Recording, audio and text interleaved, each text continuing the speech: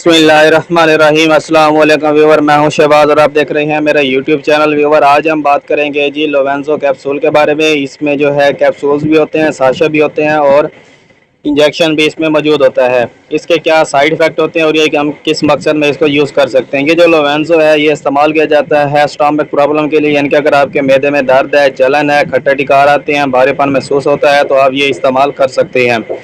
ये जो कैप्सूल है ये आपको हर मेडिकल स्टोर से आसानी से मिल जाएगा। ये साशे में भी जो होता है, इंजेक्शन में भी, और इसके अलावा जो है कैप्सूल में भी ये पाया जाता है।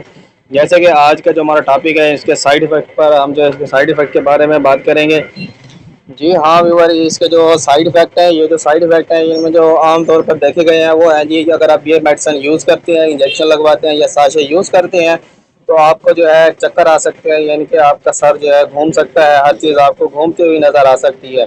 इसके अलावा जो है आपके सर में दर्द हो सकता है, यानी कि हेडेक पेन आपको हो सकता है, सर की बैक साइड पे यानी कि गुद्दी में दर्द हो सकता है, सर के दाएं या बाएं तरफ भी दर्द हो सकता है।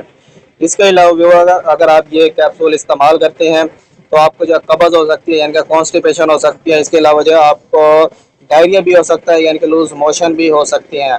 अगर आपके यानी कि पहले पेट में यानी कि गैस है तो आप ये मेडिसिन यूज़ करते हैं तो इससे जो है आपको शदीद गैस यानी कि गैस बढ़ सकती है।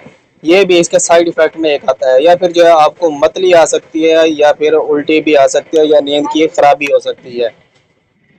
इसके अलावा व्यूअर, अगर आप ये मेडिसिन यूज़ करते हैं तो आपकी भूख में जो है कमी या ज़्यादती हो सकती है, यानी कि आपको ज़्यादा भूख भी लग सकती है और कम भी हो सकती है। इसके अलावा जो है आपका वज़न भी कम हो सकता है, या फिर आपका मुंह खुश्क हो सकता है, कमज़ोरी हो सकती है, थकन भी हो सकती है।